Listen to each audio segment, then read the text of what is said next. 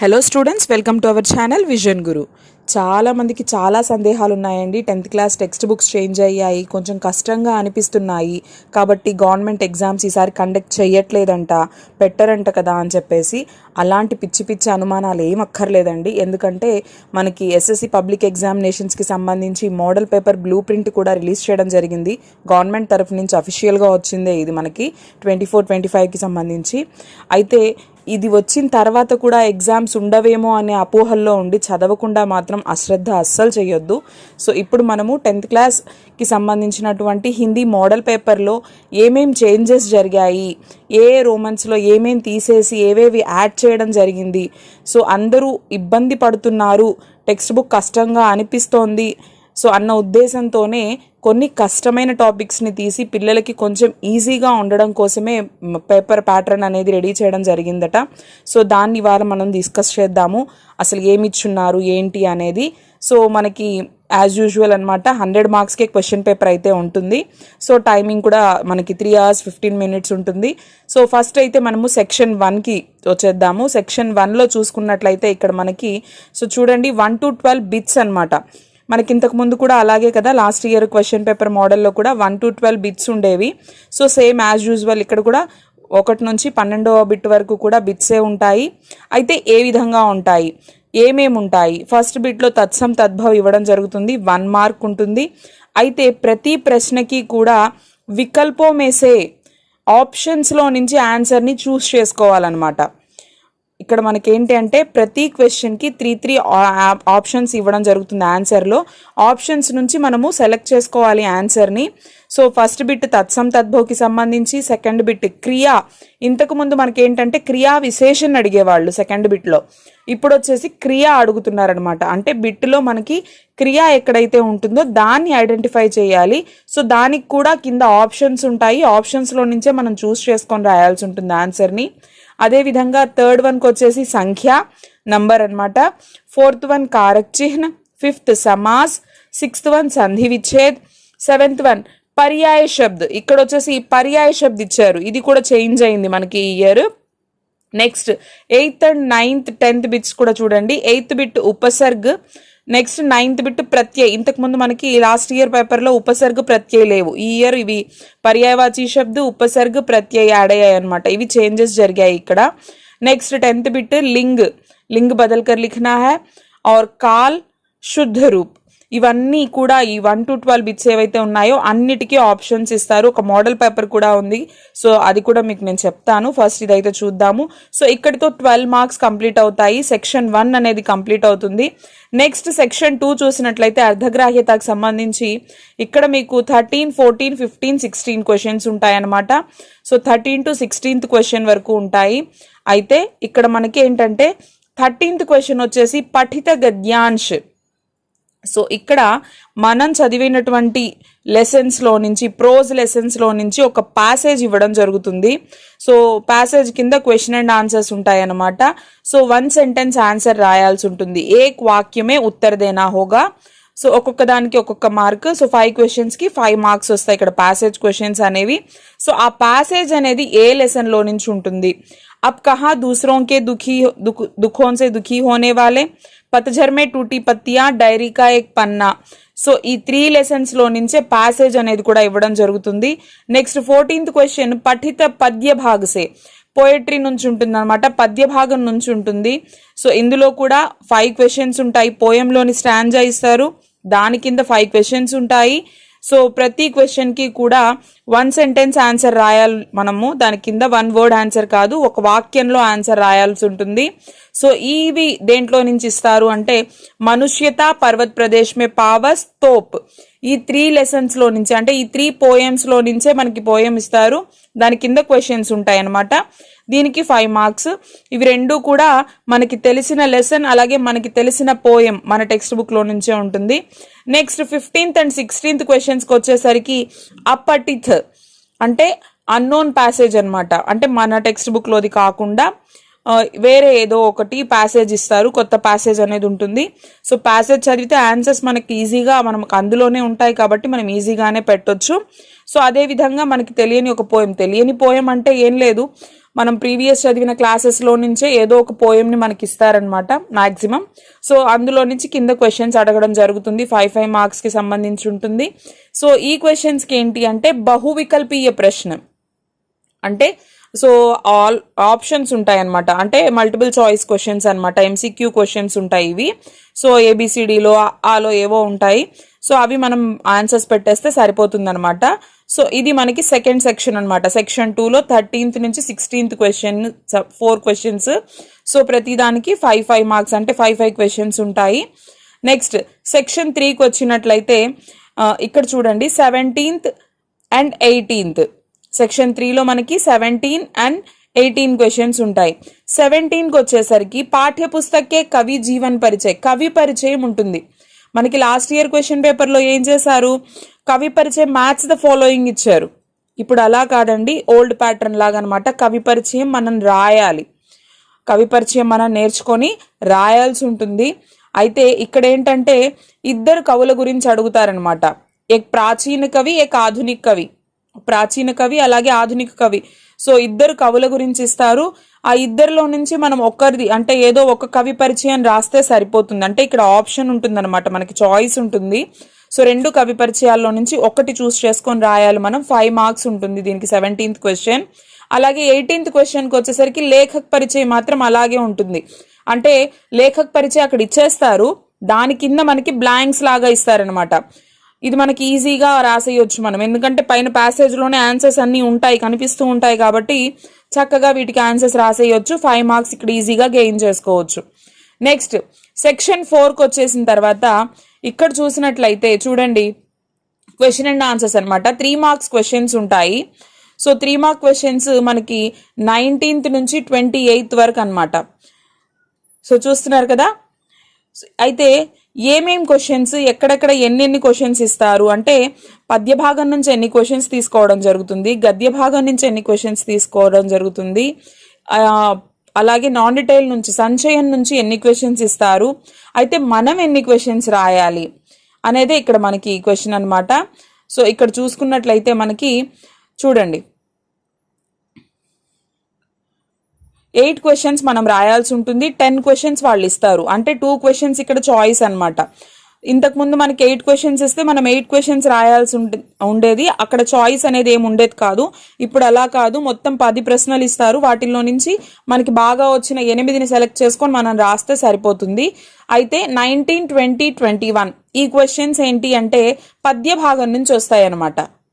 So పద్య భాగం నుంచి మనకి 3 క్వశ్చన్స్ వస్తాయి. 19, 20, 21 3 క్వశ్చన్స్ మనకి పద్య భాగం నుంచి వస్తాయి.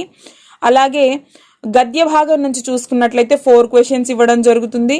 सो गद्य भाग से 4 प्रश्न दिए जाएंगे, 3-4 वाक्यों में उत्तर देना होगा. नेक्स्ट उपवाचक संचय నుంచి మనకి 3 क्वेश्चंस అడుగుతారన్నమాట. అయితే చూడండి మొత్తం 10 क्वेश्चंस అయ్యాయి. ఇందులో మనము ఎనీ 8 क्वेश्चंस ని మనం చూస్ చేసుకొని రాస్తే సరిపోతుందన్నమాట. ఇక్కడ మనకు చూస్తే 3 మార్క్స్ ప్రతి క్వశ్చన్ కి. సో 24 మార్క్స్ మనకి ఈ సెక్షన్ లో గెయిన్ చేసుకోవచ్చు. నెక్స్ట్ సెక్షన్ 5 కి వచ్చేసినట్లయితే ఇక్కడ చూడండి 29th క్వశ్చన్ లో ఇక్కడ మనకి ఏంటంటే నిబంధాత్మక ప్రశ్న అన్నమాట. మనము సారాంశం లాగా కూడా చెప్పుకోవచ్చు. సో పద్య భాగం నుంచి 2 ఇస్తారు సారాంశాలు అనేవి. ఇక్కడ లాంగ్ క్వశ్చన్స్ అన్నమాట, 8 మార్క్స్ క్వశ్చన్స్ 2 ఇస్తారు. సో రెండిట్లో నుంచి మనము ఏదైనా ఒక క్వశ్చన్ ని చూస్ చేసుకొని ఇక్కడ రాసుకోవచ్చు, 8 మార్క్స్ గెయిన్ చేసుకోవచ్చు. నెక్స్ట్ 30th క్వశ్చన్ చూడండి. 30th క్వశ్చన్కి వచ్చేసిన తర్వాత గద్య భాగానికి సంబంధించి నిబంధాత్మక ప్రశ్న 8 మార్క్స్ క్వశ్చన్ అన్నమాట. సో ఇక్కడ కూడా సేమ్ 2 క్వశ్చన్స్ ఉంటాయి. 2 నుంచి మనం ఏదైనా ఒక క్వశ్చన్ ని సెలెక్ట్ చేసుకోవచ్చు. అంటే ఈ రోమన్ లో మనకి ఏంటంటే సెక్షన్ 5 లో 29th క్వశ్చన్ కి 2 క్వశ్చన్స్ మీరు ఏదైనా ఒకటి చూస్ చేసుకోవాలి. నెక్స్ట్ 30th క్వశ్చన్స్ లో కూడా 2 క్వశ్చన్స్ ఉంటాయి, ఏదైనా ఒకటి చూస్ చేసుకోవాలి. నెక్స్ట్ సెక్షన్ 6 కి వచ్చేసిన తర్వాత ఇక్కడ మనకి 31 క్వశ్చన్ అలాగే క్వశ్చన్ నెంబర్ 32. సో 31 చూస్తే ఇక్కడ మనకి లెటర్ ఉంటుందన్నమాట, 2 ఇస్తారు. ఒకటి ఫార్మల్, ఇంకొకటి ఇంఫార్మల్, ఔపచారిక పత్ర, అనౌపచారిక పత్ర ఇస్తారు. సో ఇందులో నుంచి మనము ఏదో ఒకటి సెలెక్ట్ చేసుకొని నీట్గా లెటర్ రాసినట్లయితే 8 మార్క్స్ ఇక్కడ మనం గెయిన్ చేసుకోవచ్చు. నెక్స్ట్ క్వశ్చన్ నెంబర్ 32కి వచ్చేసిన తర్వాత ఇక్కడ మనము నిబంధ్, చాలా సఫర్ అయినటువంటి, లాస్ట్ ఇయర్ పిల్లలు చాలా ఇబ్బంది పడ్డటువంటి, మార్క్స్ కోల్పోవడానికి ఇది కూడా ఒక మెయిన్ రీజన్ అయినటువంటి క్వశ్చన్ ఏంటి అంటే ఈ నిబంధే.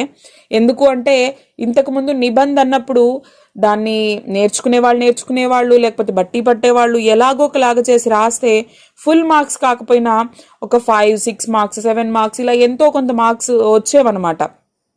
కానీ లాస్ట్ ఇయర్ ఏం చేశారు, సో బ్లాంక్స్ అనేవి ఇవ్వడం జరిగింది. ఆ ఆప్షన్స్ పెట్టడం కన్ఫ్యూజన్ అయిపోయి రకరకాలుగా పిల్లలు అయోమయంలో పడిపోయి గందరగోళ పడినటువంటి సిచ్యువేషన్స్ వచ్చాయి. సో ఈ ఇయర్ ఆ ప్రాబ్లం అయితే ఏం లేదు.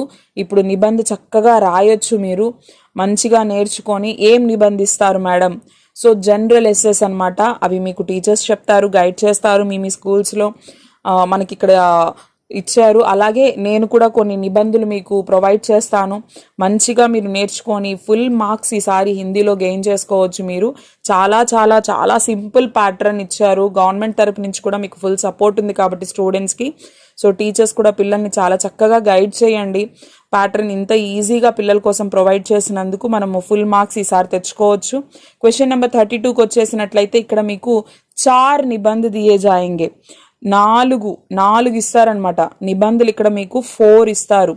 4 ఇచ్చారు, 4 రాయాలా మేడం? అక్కర్లేదు, ఒక్కటి రాస్తే సరిపోతుంది. 4 నిబంధనల్లో నుంచి మీరు ఒక్కదాన్ని చూస్ చేసుకొని మీకు బాగా వచ్చింది, నీట్గా చక్కగా రాశారు అంటే మీకు 10 మార్క్స్ పక్కాగా పడిపోతాయి అన్నమాట. అక్కడ చూసారా ఎంత సింపుల్గా ఉందో. సో టెక్స్ట్ బుక్ కష్టం అనుకున్న వాళ్ళందరూ కూడా ఇప్పుడు ఇష్టంగా చదివారంటే మంచిగా మార్క్స్ గెయిన్ చేసుకోవచ్చు. సో ఇది క్వశ్చన్ పేపర్ బ్లూ ప్రింట్ అనమాట. అయితే మోడల్ పేపర్ కూడా ఒకసారి నేను మీకు ఎక్స్ప్లెయిన్ చేస్తాను చూడండి. ఇక్కడ సో 1 to 12 బిట్స్ అని చెప్పాను కదా, ఈ విధంగా ఆప్షన్స్ ఉంటాయి అనమాట. సో చూసారా ప్రతి క్వశ్చన్కి కూడా ఆన్సర్స్ ఇక్కడే ఉంటాయి. జస్ట్ మీరు చదువుకొని ఉంటే చాలు. ఇక్కడ చూసినప్పుడు మీరు టక్కన ఐడెంటిఫై చేసేసుకోవచ్చు అనమాట. ఇక్కడ చూడండి ఫస్ట్, बुभुक्षा से अतिथि को न भेजे, रेखांकित शब्द का तद्भव रूप विकल्पों में से पहचान कर लिखिए. बुभुक्षा से मतलब भूख से, ఇక్కడ తద్భవ రూప్ ఏంటి? భూక్. సో దీన్ని ఐడెంటిఫై చేస్తే మనం సరిపోతుంది. సో అదే విధంగా ప్రతి బిట్కి కూడా झरना पर्वतों से बहता है, క్రియా శబ్द क्या है? బెహతా. అంటే జరిగే పని. క్రియా అంటే మనకి ఆ వాక్యంలో పని ఏం జరుగుతోంది దాన్ని ఐడెంటిఫై చేసుకోవాలి. మనమేం ఐడెంటిఫై చేసి గెస్ చేయాల్సిన అవసరం లేదు. ఇక్కడ చూస్తే మనకు తెలిసిపోతుంది కదా. ఝరణ అంటే ఏంటి? జలపాతం. పర్వత అంటే పర్వతాలు. పర్వతాలు అనేది పని కాదు, జలపాతాలు అనేది పని కాదు. బెహతా అంటే పైనుంచి కిందకి పారడం అనమాట. జలపాతాలు పారుతున్నాయి, పారడం అనేది కిందకి పడడం అనేది ఒక పనే కదా. సో బెహనా క్యా హై? క్రియా హై. తో క్రియా శబ్ద క్యా హై? బెహతా. సో ఈ విధంగా ఐడెంటిఫై చేయాలి. 1947. సో 1947 అంటే 1947. సో ఇదే విధంగా ఇక్కడ కారక్ చిహ్న అడిగారు. నెక్స్ట్ అదే విధంగా ఇక్కడ చూసినట్లయితే ఆత్మత్రాన్ మే మానవీయ మూల్య అభివ్యక్తి క్యా హై? సమాస్ పెహచానియే అన్నారు. నెక్స్ట్ తిరస్కార్, సంధి విచ్ఛేద్, ఈ విధంగా ఆప్షన్స్ ఇచ్చారు. నారియం, ఇక్కడ అండర్లైన్ చేసిన వర్డ్కి పర్యాయ శబ్ద్ అంటే సేమ్ మీనింగ్ ఇచ్చేటువంటి డిఫరెంట్ వర్డ్. నెక్స్ట్ లోక కథ, రేఖాంకిత్ శబ్ద కా ఉపసర్గ్ శబ్ద అడిగారు. సో ఉపసర్గ్ అంటే మనకు తెలుసు కదా, పదానికి ముందు యాడ్ అయ్యేటువంటి. సో ఏంటి అంటే ఇక్కడ లోక్ కథ, కథకి లోక్ యాడ్ చేస్తే లోక కథ అవుతుంది. తో ఉపసర్గ శబ్ద క్యా హై? లోక్. అదే విధంగా చివరన యాడ్ అయ్యేటువంటిది ప్రత్యయ్. సఫలత, సఫలత తా ప్రత్యయ అనేది వస్తుంది. సో ఇలాగా ప్రతి ఒక్క బిట్కి కూడా 1 to 12 బిట్స్కి మీరు చూసినట్లయితే ఈ విధంగా ఇక్కడ మనకి ఆప్షన్స్ అనేవి ఇవ్వడం జరిగింది. నెక్స్ట్ సెకండ్ పార్ట్కి వచ్చేస్తే భాగ్ 2కి వచ్చినట్లయితే ఇక్కడ మనం చూడండి 13th నుంచి 16th వరకు ప్యాసేజ్ పోయం క్వశ్చన్స్ అని చెప్పాను కదా. సో ఇక్కడ అండమాన్ ద్వీప సమూహ కా అంతిమ దక్షిణీ ద్వీప్ హై లిటిల్ అండమాన్. సో తతారా వామీరో కథ నుంచి ఇక్కడ ఒక ప్యాసేజ్ ఇవ్వడం జరిగింది. దీని కింద ఈ విధంగా 5 క్వశ్చన్స్ ఇస్తారు. 1 sentence ఆన్సర్స్ రాయాలి వీటికి మనం. అదే విధంగా సుబహ్ షామ్ కంపెనీ బాగ్ మే ఆతే హై బహుత్ సే సైలానీ. తోప్ తోపుకి సంబంధించి ఇక్కడ ఒక పోయం ఇవ్వడం జరిగింది. దీనికి కింద 5 క్వశ్చన్స్ ఉన్నాయి. ప్రతి దానికి ఒక వాక్యంలో సమాధానం రాయాల్సి ఉంటుంది. నెక్స్ట్ 15th క్వశ్చన్ చూసినట్లయితే ఇది మనం చెప్పుకున్నాం కదా, అంటే మన టెక్స్ట్ బుక్కి సంబంధించింది కాకుండా బయట నుంచి ఇస్తారు ప్యాసేజ్ అనేది. భారత్ కే झंडे में 3 पट्टियां है, ऊपर वाली पट्टी केसरिया रंग की है, यह त्याग का चिन्ह है, बीच वाली पट्टी सफेद रंग की है, सफेद रंग शांति का चिन्ह है, नीचे वाली पट्टी हरे रंग की है. సో ఇలా ఒక ప్యాసేజ్ ఇచ్చి దాని కింద కూడా ఇలా 5 క్వశ్చన్స్ అడుగుతారు. ఇక్కడ మనం ఆన్సర్ రాయాల్సిందేం లేదు, సెంటెన్స్లో రాయక్కర్లేదు, వర్డ్లో రాయక్కర్లేదు. ఇక్కడ మల్టిపుల్ చాయిస్ ఇచ్చారు. సో ఈ ఎంసీక్యూలో నుంచి ఒకదాన్ని సెలెక్ట్ చేసుకొని రాస్తే సరిపోతుంది అనమాట. నెక్స్ట్ అదేవిధంగా 16th వన్ కూడా ఆవో బచ్చే తుమ్హే దిఖాయే, ఇది మనకి 6th క్లాస్ నుంచి పోయం అనమాట, మనందరం చదివిన పోయమే. సో ఇలాంటి ఒక పోయం ఇచ్చేస్తారు. సో చూసి మనం దానికి తగ్గట్టుగా ఇక్కడ ఆప్షన్స్లో నుంచి ఆన్సర్ని కరెక్ట్గా చూస్ చేసేసుకోవడమే. నెక్స్ట్ భాగ్ 3కి వచ్చినట్లయితే 17th క్వశ్చన్లో కవి పరిచయలో 2 ఇస్తారు, ఒకదాన్ని మనం రాయాలని చెప్పాను కదా. సో కబీర్ దాస్ ఇచ్చారు, మైథిలీ శరణ్ గుప్త్ ఇచ్చారు. సో రెండిట్లో మనకు వచ్చినటువంటి బాగా నేర్చుకున్నటువంటి కవి పరిచయాన్ని మనం ఒక్కదాన్ని రాస్తే సరిపోతుంది, 5 మార్క్స్ వచ్చేస్తాయి. నెక్స్ట్ 18th క్వశ్చన్కి లేఖక్ పరిచయం అనమాట. సో ఇక్కడ మనకి నిదా ఫాజిలీ గారు లేఖక్ పరిచయం ఇచ్చారు. సో నిదా ఫాజిలీ గారు లేఖక్ పరిచయం ఇక్కడ మనం చూసుకొని ఇక్కడ ఇచ్చినటువంటి బ్లాంక్స్లో కరెక్ట్ ఆన్సర్ని ప్యాసేజ్లో నుంచి వెతుక్కొని రాసేయడమే. సో ఇక్కడ కూడా 5 మార్క్స్. నెక్స్ట్ భాగ్ 4కి వచ్చినట్లయితే 3 మార్క్స్ క్వశ్చన్స్ 8 రాయాలి మనము, ఇక్కడ 10 ఇస్తారు మనకి. అయితే ఇక్కడ ఏంటంటే 19th క్వశ్చన్ మనకి ఏంటంటే దోహా ఇస్తారనమాట, పోయం ఇస్తారు. సో ఆ దోహాని మనం కంప్లీట్ చేయాలి. ఐసీ బానీ బోలియే, సో చిన్న డాష్ ఇచ్చేసి ఈ లాస్ట్లో సుఖ్ హోయి అని ఇచ్చారు. సో ఆ దోహా రాసేస్తే చాలు, 2 లైన్స్ అంతే, 3 మార్క్స్ పడిపోతాయి అక్కడ. సో దోహాలు బాగా నేర్చుకోవాలి మనము. నెక్స్ట్ ఇక్కడ మనకి పావన్ ఋతుమే ప్రకృతి మే కౌన్ కౌన్ సే పరివర్తన ఆతే హై, ప్రకృతి ఇక్కడ మన దేనికి సంబంధించింది, పావస్ ప్రదేశ్ మే. నెక్స్ట్ పర్వత్ ప్రదేశ్ మే పావస్ నుంచి ఇచ్చారు. నెక్స్ట్ కర్చలే హమ్ ఫిదా నుంచి ఒక క్వశ్చన్ ఇవ్వడం జరిగింది. ధర్మతల్లే కే మోడ్ పర్ ఆకర్ జులూస్ క్యూ టూట్ గయా, డైరీ కా ఎక్ పన్నా కి సంబంధించి అంటే ప్రోస్ కి సంబంధించిన క్వశ్చన్ అనమాట. నికోబార్ కనిపించింది అంటే తతారా వామీరో. शैलेंद्र के अनुसार कलाकार का कर्तव्य क्या है, तीसरी कसम के शिल्पकार शैलेंद्र నుంచి ఇచ్చారు ఇది. कर्नल कालिंस का खेमा जंगल में क्यों लगा हुआ था, సో ఇది कारतूस నుంచి ఇచ్చారు. कथावाचक और हरिहर काका के बीच क्या संबंध है, సో సంచయన్ నుంచి హరిహర్ కాకా లెసన్ నుంచి క్వశ్చన్ ఇవ్వడం జరిగింది. ఇర్ఫాన్ కి దాది అప్నే పీహర్ క్యోं जाना चाहती थी, టోపీ శుక్లా నుంచి ఇచ్చారు. హెడ్ మాస్టర్ శర్మాజీ నే పీటీ సాహెబ్ కో క్యోं ముअत्तल कर दिया, స్వప్నోं కేసే దిన్ దాంట్లో నుంచి క్వశ్చన్ ఇవ్వడం జరిగింది. సో ఇందులో నుంచి మనం ఏంటంటే ఓన్లీ 8 క్వశ్చన్స్ రాస్తే సరిపోతుంది అనమాట. నెక్స్ట్ భాగ్ 5కి వచ్చేస్తే ఇక్కడ మనకి 29th క్వశ్చన్లో 2 ఆప్షన్స్ ఉంటాయి. ఇందులో నుంచి ఒక్కదాన్ని సెలెక్ట్ చేసుకోవాలి. 8 మార్క్స్ క్వశ్చన్ మనము. मीराबाई ने श्री कृष्ण के रूप सौंदर्य का वर्णन किस प्रकार किया है, अपने शब्दों में लिखिए. आत्मत्राण शीर्षक की सार्थकता कविता के संदर्भ में स्पष्ट कीजिए. సో చూడండి, మీరాకే పద్దిలో నుంచి ఇచ్చారు, అలాగే ఆత్మత్రాణ్ నుంచి క్వశ్చన్ ఇచ్చారు. సో రెండిట్లో ఏదో ఒకటి రాస్తే సరిపోతుంది. అలాగే क्वेश्चन नंबर 30 వచ్చినట్లయితే प्रोज की संबंधी बड़े भाई साहब की स्वभावगत विशेषताएं बताइए. गांधी जी में नेतृत्व की अद्भुत क्षमता थी, उदाहरण सहित स्पष्ट कीजिए. సో ఇక్కడ మనకి ప్రోజ్ కి సంబంధించి కూడా 2 క్వశ్చన్స్ ఇవ్వడం జరిగింది. సో ఈ 2 క్వశ్చన్స్ లో నుంచి మనము ఒకదాన్ని బాగా రాస్తే సరిపోతుంది 8 మార్క్స్ కి. నెక్స్ట్ భాగ్ 6 ఇక్కడ పార్ట్ 6కి వచ్చేసాము మనము. ఇందులో మనకు చూసినట్లయితే లెటర్స్ అనమాట. 31 క్వశ్చన్కి 2 లెటర్స్ ఇస్తారు, ఔపచారిక్ అనౌపచారిక్. ఒకటి వచ్చేసి చుట్టి పత్రి ఇచ్చారు, ఇంకొకటి వచ్చేసి హిందీ సీఖనేకి ఆవశ్యకత బతాతే హుయే అప్నే మిత్రకే నామ్ పర్ పత్ర లిఖియే అన్నారు. సో మన ఫ్రెండ్కి లెటర్ రాస్తే మనము ఎలా రాస్తాము అంటే హిందీ యొక్క ఇంపార్టెన్స్ ఏంటి, దాన్ని నేర్చుకోవడం వల్ల లాభాలు ఏంటి అనే దాని గురించి ఫ్రెండ్కి రాసే లెటర్. అలాగే ఎవరికైనా బాగలేదు, ఒక 5 days లీవ్ కావాలి, సో అలా రాసేటువంటి లీవ్ లెటర్ 2 ఇచ్చారనమాట. సో ఏదో ఒకటి మనం నేర్చుకొని రాసేస్తే సరిపోతుంది 8 మార్క్స్కి. క్వశ్చన్ నెంబర్ 32 ఇందులో చూసినట్లయితే 10 మార్క్స్కి అనమాట ఇది నిబంధ్. సో 4 ఇస్తారు. వృక్ష హమారే సాథీ, పుస్తకాలయ, దీపావళి, దూరదర్శన్. సో ఇందులో నుంచి మనం ఏదైనా ఒకదాన్ని సెలెక్ట్ చేసుకొని నీట్గా రాసేసామంటే 10 మార్క్స్ ఇక్కడ మనకి ఈజీగా గెయిన్ చేసుకోవచ్చు. సో ఇది మనకి 2024-25కి సంబంధించినటువంటి 10th క్లాస్కి చెందినటువంటి క్వశ్చన్ పేపర్ మోడల్ పేపర్ అనమాట. సో ఏ రోమన్లో ఏ క్వశ్చన్లో ఏం అడుగుతారు, ఎలా ఉంటుంది అనేది ఇప్పుడు మీకు ఒక క్లారిటీ వచ్చి ఉంటుంది. దీన్ని బట్టి మీరు చక్కగా ప్రిపేర్ అవ్వండి.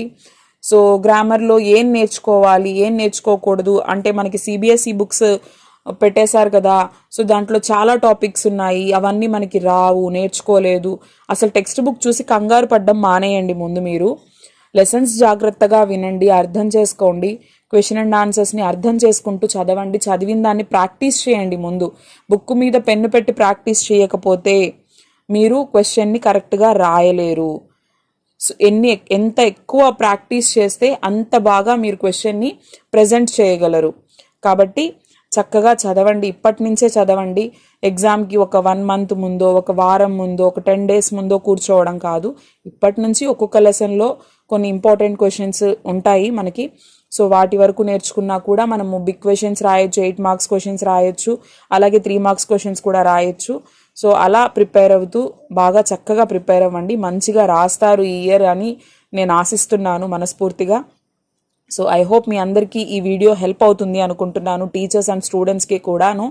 సో ఎవరికైనా ఫస్ట్ టైం మన ఛానల్ చూస్తున్నట్లయితే మీకు మన వీడియోస్ యూజ్ అవుతున్నాయి, హెల్ప్ అవుతున్నాయి అనుకుంటే మాత్రం తప్పకుండా లైక్ చేయండి. అలాగే మీకు తెలిసిన వాళ్ళతో షేర్ చేసుకోండి. సబ్స్క్రైబ్ చేసుకోవడం మర్చిపోవద్దండి. 9th క్లాస్ నోట్స్ అడుగుతున్నారు, అతి త్వరలో అప్లోడ్ చేస్తామండి ఆ వీడియోస్ కూడా. థ్యాంక్ యూ అండి. Thank you.